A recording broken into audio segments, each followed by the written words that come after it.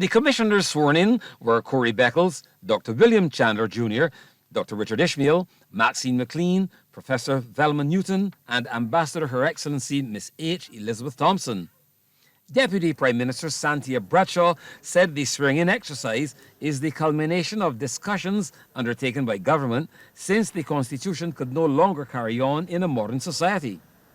She thanked the commissioners for accepting to serve before giving some insight into the demands of the office. Their work will entail looking essentially at all aspects of reform of Parliament, being able to help us with a number of the various procedures and processes, being able to make Parliament more relevant to the people of this country, being able to look at the fundamental rights and freedoms of all Barbadians, and essentially to educate the public in the exercise as they go through this process over the course of the next few months. The government official said the Reform Commission was also to make government more transparent. The time has come for the overhaul of the current system.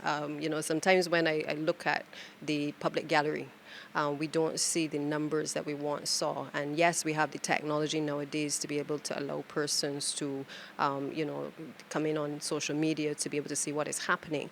But I think that we have to go a step further, particularly when we have a 30-seat government as well. The Deputy Prime Minister said standing order committees have already been set up to further strengthen the work of the Parliamentary Reform Commission. Just recently, the House would have approved the standing orders committees.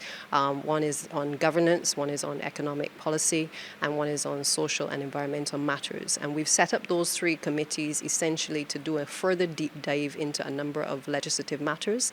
Again, we don't want to just go to Parliament, pass laws, and the general public does not fully understand or appreciate the extent of how these policies will impact on them. So we want to, and we owe it to the people, because that is why we were sent here in the first place, to ensure that we engage with them in a meaningful way. I think you're all aware we do all of the people's assemblies, we've done all of the parish speaks. We try to ensure that the people of this country are engaged at all, as in every avenue that we can. The Parliamentary Reform Commission will be completed by Chairman Sir Richard Cheltenham, his deputy, Sir Roy Trotman, and Commissioner Pedro Eastman, who are yet to take the oath of office. Trevor Thorpe, CBC News.